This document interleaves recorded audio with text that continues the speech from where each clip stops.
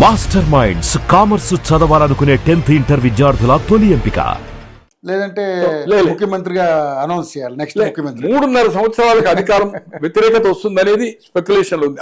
ఆమె వర్డ్సే of the record. అవును, రేపు రాబోయే రోజుల్లో ప్రభుత్వం వస్తుంది. నాకు ఇప్పుడే కమిట్ కావాలని గ్యారెంటీ ఏంది? గ్యారెంటీ ఏంటి అసలు? గ్యారెంటీ ఏంది? వ్యతిరేకత ఉంటుందనేది గ్యారెంటీ ఏంది? కాంగ్రెస్ ఓడిపోతుంది. నీవు రావాలని ఏమున్నది? ఈ రాష్ట్రంలో ఈ 5 ఏళ్ళు కంప్లీట్ చేస్తే కాంగ్రెస్ 55 ఏళ్ళు పరిపాలించింది. విభజన అండ్ ఉమ్మడి రాష్ట్రం ఉన్నప్పుడు కాంగ్రెస్ పార్టీ 17 సంవత్సరాలు టీడీపీ చేసింది. తెలంగాణ ప్రభుత్వం అంటే ఆంధ్ర కలిపినప్పుడు, అది రామారావు గారు చంద్రబాబు కలిపి. అలాగే 10 సంవత్సరాలు బీఆర్ఎస్ చేసింది. రేపు కూటమి ఎక్కడైతే ఆంధ్రలో ఉందో పవన్ కళ్యాణ్ గారు బీజేపీ వచ్చి కేంద్రంలో అధికారంలో ఉంది, పవర్ఫుల్ ఉంది. పాత జనసంఘం పాత బీజేపీ లెక్క లేదు. ఇప్పుడు ఎట్లయితే ప్రాంతీయ పార్టీలు జాతీయ పార్టీ కాంగ్రెస్ పోటాపోటీగా 100,000 ఒక్కొక్క కాన్స్టిట్యూన్సీలో 10-20 కోట్లు ఖర్చు పెడుతుండో ఈ రోజు మహారాష్ట్రలో చరిత్రలో లేనంత ఖర్చు పెట్టి మళ్ళా అధికారం చేపట్టిండ్రు. రేపు ఇక్కడ కూడా అధికారం రావాలనేది కాంక్షతో ఉన్నారు. కర్ణాటకలో మొన్న 2 ఇయర్ సర్వేస్ వచ్చినాయి.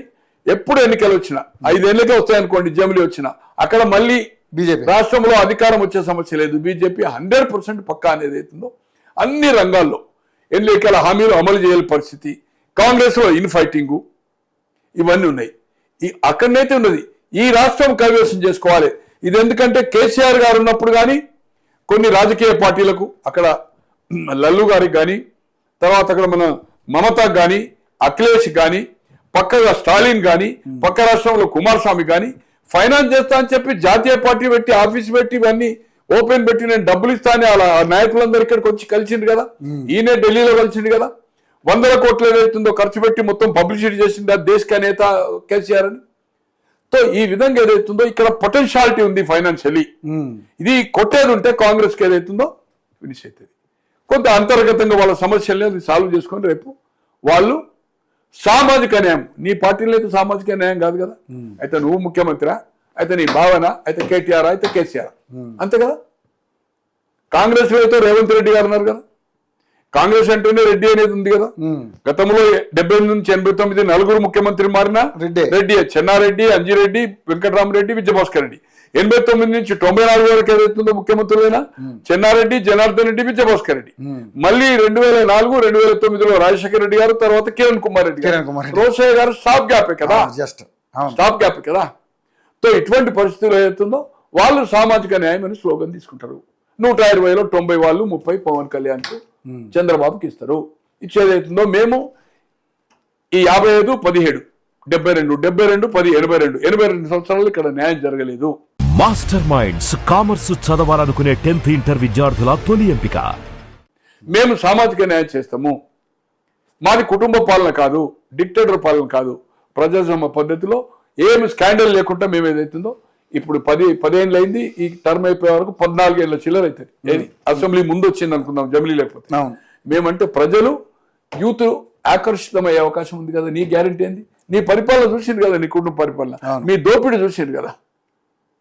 సో ఆమెకి ఏదైతుందో 1 కౌన్సిల్ అనేది నాకుండే ఇన్ఫర్మేషన్.